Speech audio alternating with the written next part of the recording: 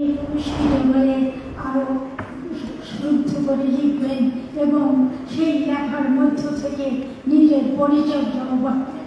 আমরা মনে করি আজকে যখন এখানে সাহিত্যের পুরস্কারের আয়োজন করা হয়েছে, সেটা সবার মাঝে যারা এই মিলনায়তনে উপস্থিত আছেন, ঘর ভর্তি মানুষ যারা লেখক, তারা সবাই ভাববেন যে লেখালেখির সুযোগটাকে ভালো করে নিয়ে আমরাও পুরস্কৃত হব এবং এইভাবে পুরস্কৃত হয়ে অনুষ্ঠানের মধ্যে আসা একজন লেখকের জন্য বড় অবদান।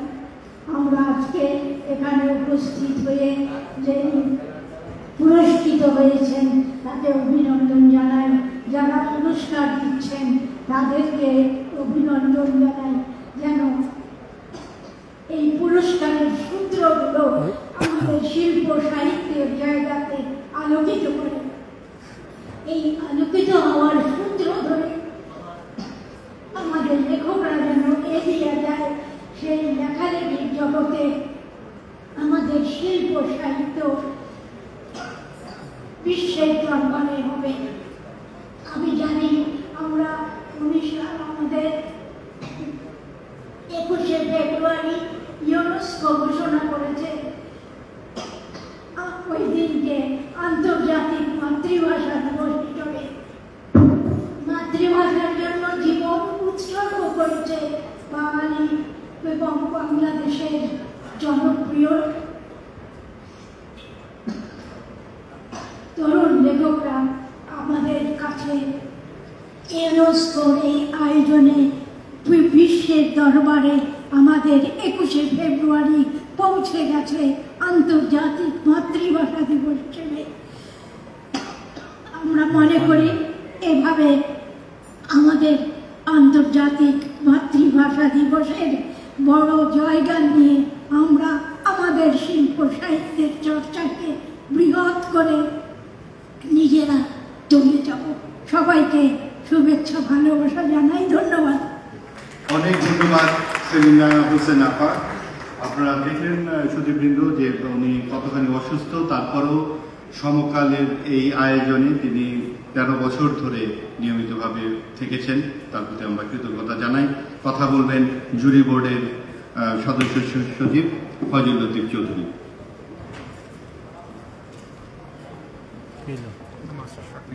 আসসালামু আলাইকুম। রাত 8টা বাজে, আপনাদের খাওয়ার সময় চলে আসছে, সুতরাং খুব দ্রুত দু একটি কথা বলি। প্রথম হচ্ছে যে আপনারা ইতিমধ্যে জানেন কারা পুরস্কার পেয়েছেন এবং কি জন্য পেয়েছেন, সুতরাং খুব বেশি বলবার কিছু নাই। ময়ূর চৌধুরী একজন বিচারক মন্ডলীর সদস্য হিসেবে আমার বক্তব্য হচ্ছে যে আজকে আমি আনন্দিত যে যাদের পুরস্কার পাওয়ার জন্যে আমি বহুদিন যাবত অপেক্ষা করছি। যেমন ময়ূর চৌধুরী একজন নিভৃতচারী কবি, তিনি পুরস্কার পেয়েছেন আজকে, এবং এই হচ্ছে সেই বই, এবং এই বইয়ের মধ্যে 70 দশক থেকে আজকের পর্যন্ত বহু কবিতা রয়েছে। জীবনানন্দ দাশ একমাত্র লেখক যিনি সবাই বলে যে কবিতা কি জিনিস, উনি বলেছেন কবিকে। আমি মনে করি ময়ূর চৌধুরী একজন কবি এবং শুদ্ধ একজন কবি। তারপর দ্বিতীয় যে বইটি সেটা হচ্ছে কবিতা নান্দনিকতা, প্রাচীন ও মধ্যযুগ। এবং আপনারা জানেন যে নান্দনিকতা খুবই একটি ইউনিভার্সিটি পাঠ্য বিষয়, অ্যাস্থেটিক্স নিয়ে অনেক পড়াশোনা হয়, কিন্তু বাংলা সাহিত্যে প্রাচীন ও মধ্যযুগ নিয়ে এইরকম অনুসন্ধানী কাজ সম্ভব এইটা বই না করা পর্যন্ত আমার ধারণার বাইরে ছিল। বেগম আক্তার কামালের বিষয়ে আমি দেখেছি যে তার একটা অনুসন্ধিৎসা আছে, তার গবেষণার প্রশ্ন নিয়ে তিনি শুরু করেন এবং তার জন্য প্রচুর লেখাপড়া করেন এবং তার চিন্তাকে সংগ্রন্থিত করেন, তারপর তিনি সে প্রকাশ করেন। আমরা ডক্টর সুমিতা চক্রবর্তী, ভারতের সুদেশনা এবং এদের কথা বলি, পড়ি, অসংখ্য বই তাদের লিখে বাংলাদেশে। আমি আশা করি যে আমরা বেগম আক্তার কামালের যে কয়েকটি বই আছে, জীবনানন্দ দাশ সহ, রবীন্দ্রনাথ সহ, সেগুলি আমরা একটু পরে বুঝবার চেষ্টা করবো যে আমাদের দেশে প্রাবন্ধিকদের মধ্যে তিনি প্রথম সারির প্রাবন্ধিক। আজকে খুব আনন্দের একটি বিষয়, মাহরিন ফেরদৌসের অরিগামের গরুর খাড়ায়। আমি শুধু এইটুকু বলবো যে এই বইয়ের মধ্যে এমন সব গল্প রয়েছে যে গল্পগুলি আধুনিক। এখন অবশ্যই যে কেউ আমাকে প্রশ্ন করতে পারেন না আধুনিক গল্প মানে কি। আধুনিক কবিতার যে ডেফিনেশন আছে, সে এলিয়েট থেকে শুরু করে বা আরও আগে বদলিয়ার থেকে শুরু করে আমরা সেগুলো জানি, আপনারাও জানেন। কিন্তু আধুনিক গল্প বা আধুনিক উপন্যাস বলতে কি বুঝি, বা বাংলা সাহিত্যে আধুনিক গল্প কেমন হওয়া উচিত সে সম্পর্কে কোনো আলোচনা নেই। আমার মাহরিন ফেরদৌস সম্পর্কে প্রথম কথা হচ্ছে যে এই বইয়ের ভাষা বা তার গল্পের ভাষা, আমার প্রত্যেকটি গল্প করবার সময় আমার কৈশোরের যৌবনের কথা মনে হয়েছে যখন আমি রাসায়ন সাহিত্যের অনুবাদ করতাম।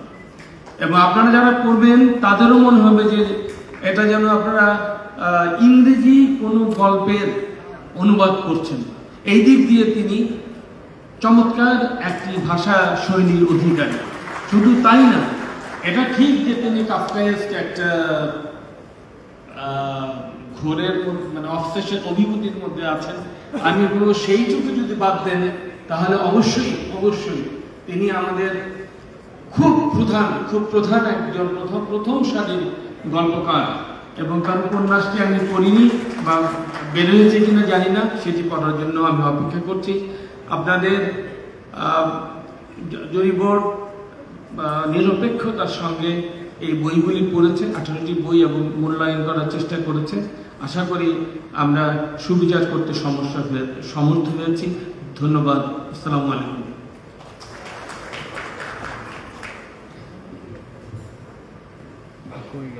ধন্যবাদ ফয়জুল লতিফ চৌধুরী, জুরি বোর্ডের পক্ষ থেকে বই 3টি সম্পর্কে তাদের সংক্ষিপ্ত মূল্যায়নের জন্য। সুধীবৃন্দ, শেষ পর্যায়ে পৌঁছে গেছি আমরা কথা শুনব এমন একজন ব্যক্তিত্বের, যিনি আজকের যে উল্লঙ্ঘন প্রবণ যে সমাজ আমরা দেখি, চারদিকে আতশবাজির ছড়াছড়ি, টাকার ছড়াছড়ি, বিভিন্ন ধরনের বলা হচ্ছে যে বই কেউ পড়ছে না, পত্রিকা কেউ পড়ে না, সব ডিজিটাল, সব এরকম ইত্যাদি, বিশেষ করে ব্যাংকগুলোর পৃষ্ঠপোষকতা বিভিন্ন ক্ষেত্রে চলে যাচ্ছে। সেই সময় ব্র্যাক ব্যাংকের মতো একটি ব্যাংক যে আস্থা অবিচল এই নামে, সাহিত্যের প্রতি অবিচল আস্থায় এরকম একটি অনুষ্ঠানের পৃষ্ঠপোষকতা করে যাচ্ছেন, নেতৃত্ব দিচ্ছেন সেলিম আরএফ হোসেন। তিনি ব্র্যাক ব্যাংকের এমডি ও সিইও। তিনি এখন কথা বলবেন, তার কথা আমরা শুনব।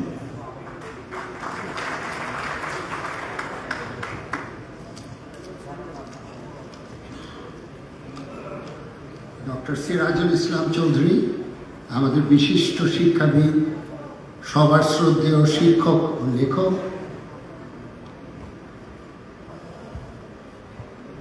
আমার বাবা কবি আবুল হোসেনের খুব প্রিয় বন্ধু ছিলেন। আমাদের বাড়ির পাশেই থাকতেন ধানমন্ডিতে, এখনো স্যার একই বাড়িতে আছেন বলে আমি জানি আর কি।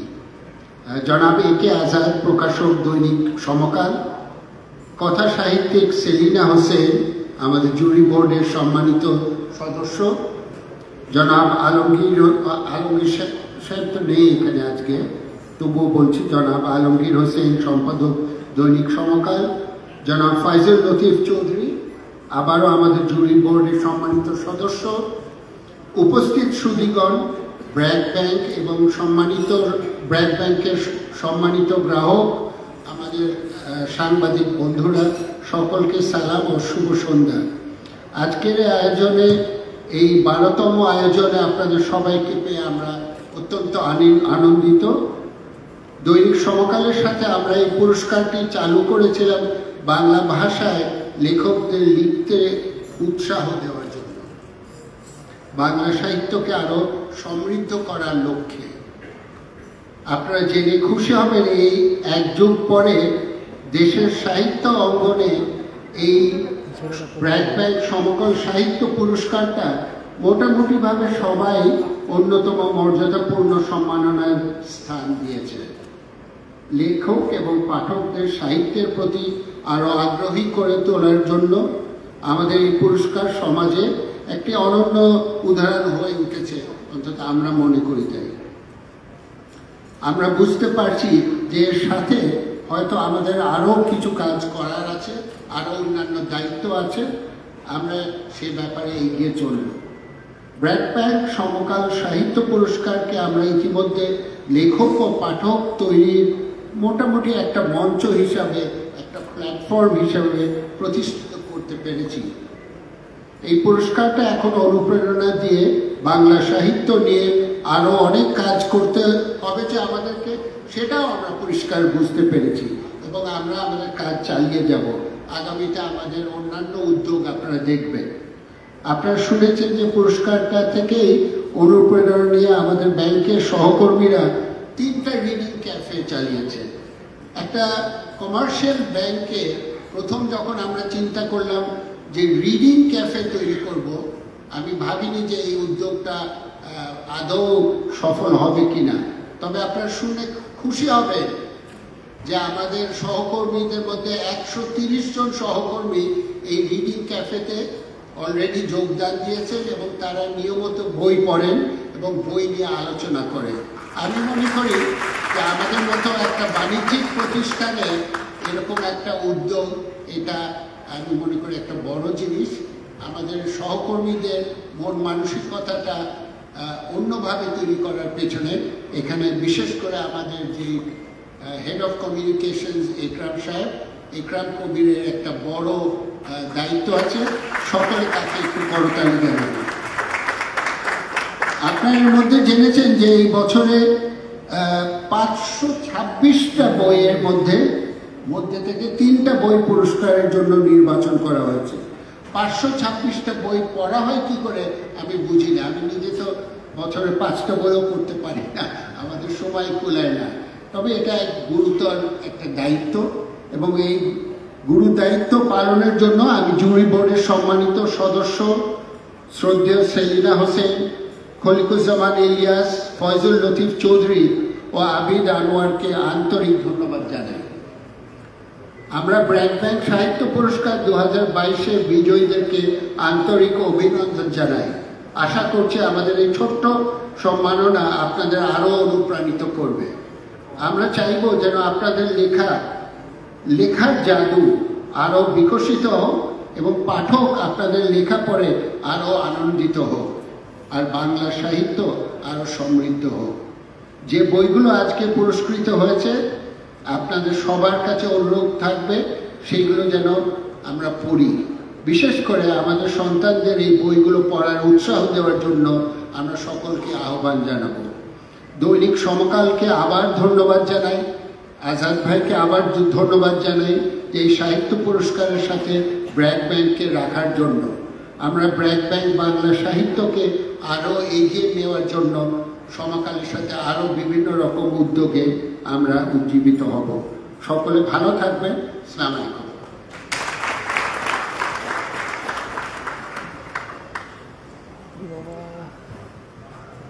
অনেক ধন্যবাদ, কৃতজ্ঞতা জনাব সেলিম আরেফ হোসেন। ধরেন কথা শুনবো এমন একজন ব্যক্তিত্বে যিনি এরকম একটি বাণিজ্যিক প্রবণ সময়ে পত্রিকা সাহিত্যকে সবচেয়ে বেশি গুরুত্ব দেন। কালের খেয়ার মতো একটি ম্যাগাজিন তিনি দীর্ঘদিন 19 বছর পরিচালনা করেছেন। এখন করছেন দেশের সবচেয়ে বড় সাহিত্য কাগজ ব্রডশিটে কালের খেয়া। সমকাল বস্তুনিষ্ঠ একটি দৈনিক পত্রিকা, সমাজের সবচেয়ে গ্রহণযোগ্য বিশ্বাসযোগ্য পত্রিকাটির নেপথ্য শক্তি তিনি। সমকালের উদ্যোক্তা, জাতীয় সংসদের মাননীয় সদস্য জনাব একে আজাদ এমপি এখন কথা বলবেন।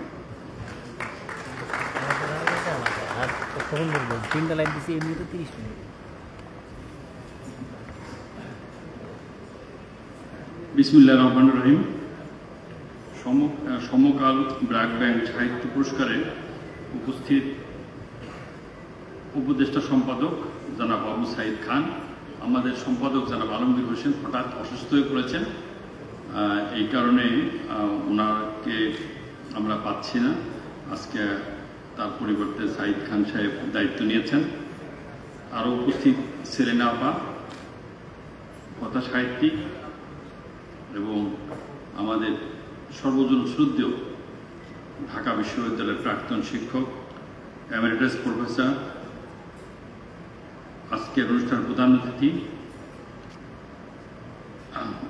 ডক্টর সিরাজ ইসলাম চৌধুরী, আরও উপস্থিত একটু আগে বক্তব্য রাখলেন ব্র্যাক ব্যাংকের ডাইনামিক এমডি ও সিও জনাব সেলিম আরেফ হোসেন, আর এই জুরি বোর্ডের পক্ষে থেকে যিনি বক্তব্য রাখলেন, যারা 500 বই পড়েছেন, এটা অসম্ভব, এটা ভাবতেই অবাক লাগে, কঠিন কাজটা যারা করেছেন তার মধ্যে অন্যতম ফয়জুল লতিফ চৌধুরী সহ জুরি বোর্ডের অন্যান্য সদস্যবৃন্দ,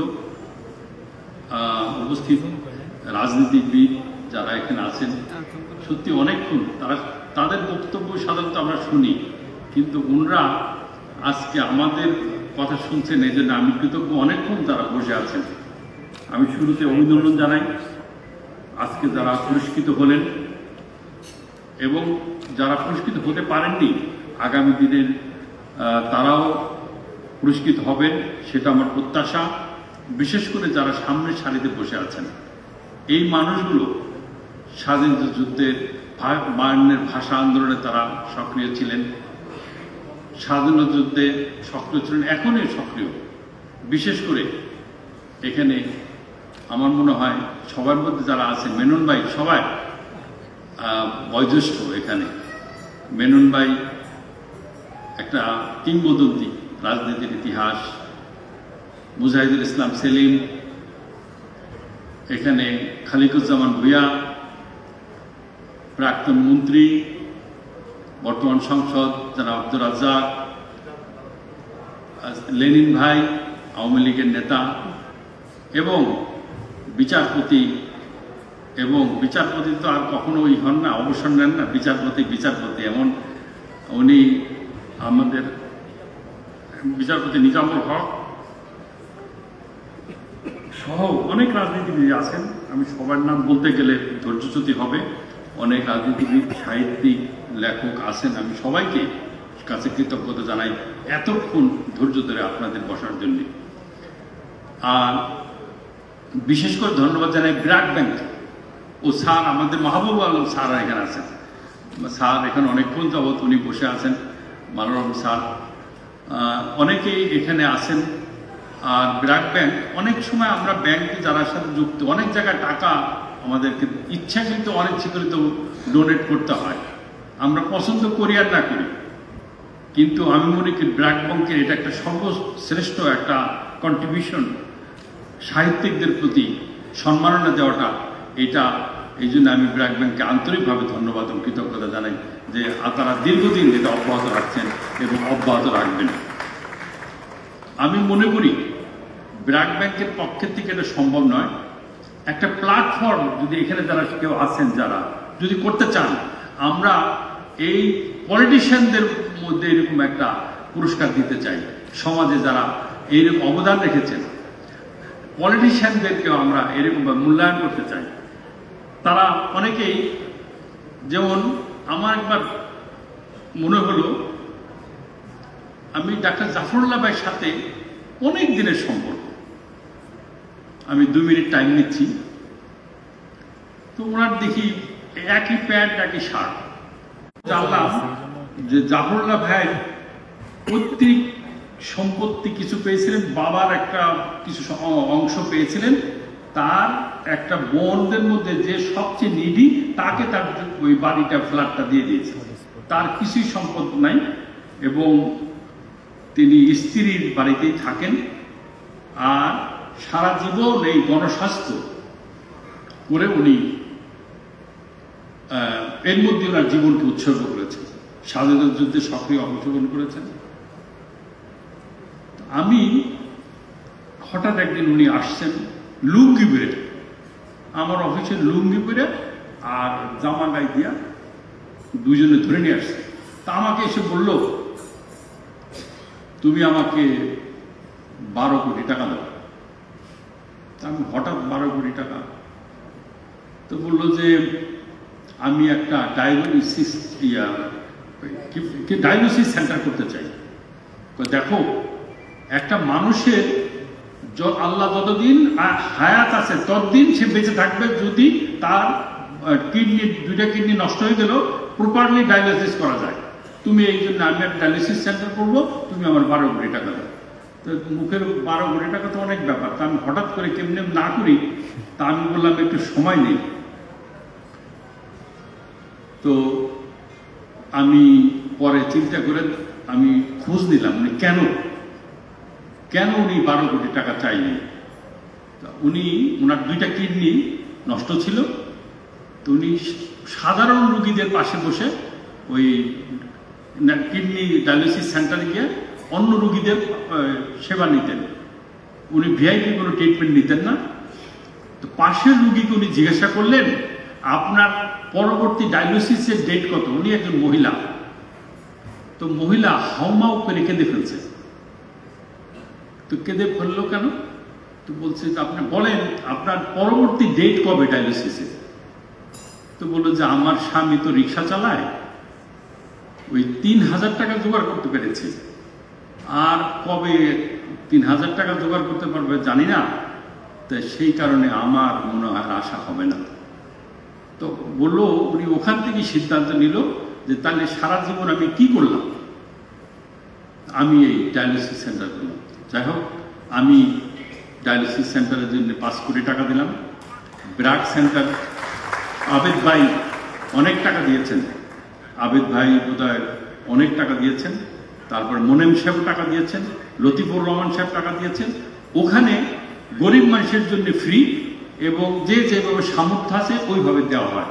জাফরুল্লাহ ভাই, এই কারণে আমরা কিন্তু মৃত্যুর কয়েকদিন আগে আমরা তাকে একটা সম্মাননা দেই, এবং আমার বিশ্বাস, এই কথাগুলো এই কারণে বললাম যে মানুষ মরে যাওয়ার পর আমরা অনেকেই অনেক গুণ কীর্তন করি, কিন্তু জীবদ্দশায় তাকে আমরা স্বীকৃতি দিই না। আজকে এই সাহিত্য পুরস্কারে যারা স্বীকৃত করলেন, যে অ্যাপ্রিসিয়েশন যাদেরকে দিলেন, এই জন্য ব্লাড ব্যাংক এবং সমকালকে আমি কৃতজ্ঞতা এবং ধন্যবাদ জানাই।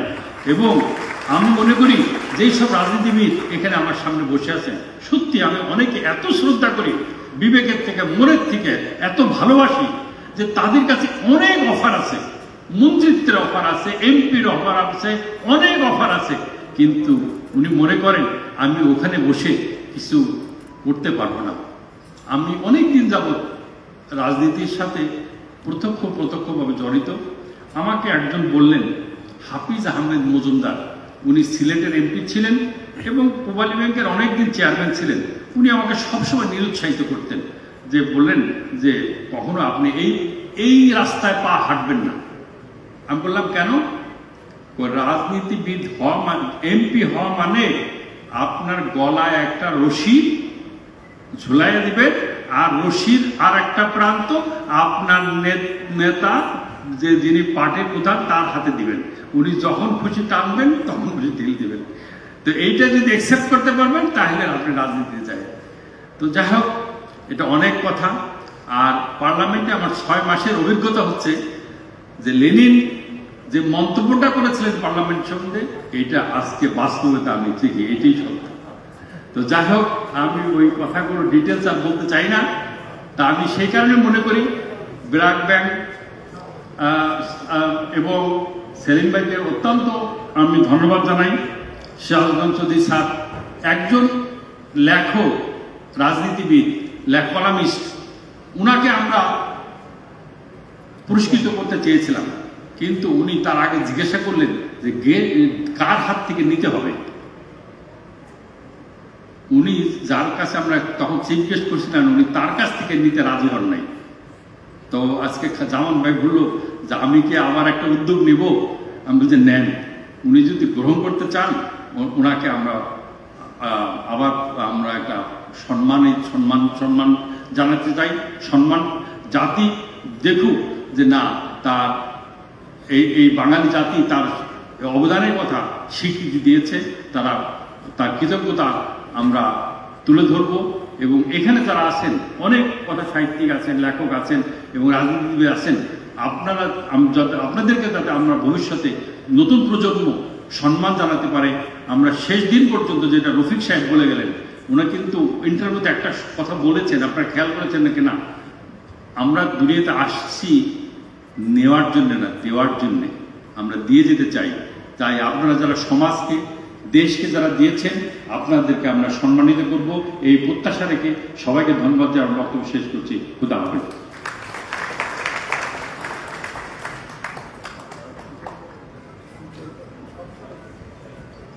ধন্যবাদ জনাব এ.কে আজাদ আপনার সমৃদ্ধ বক্তব্যের জন্য।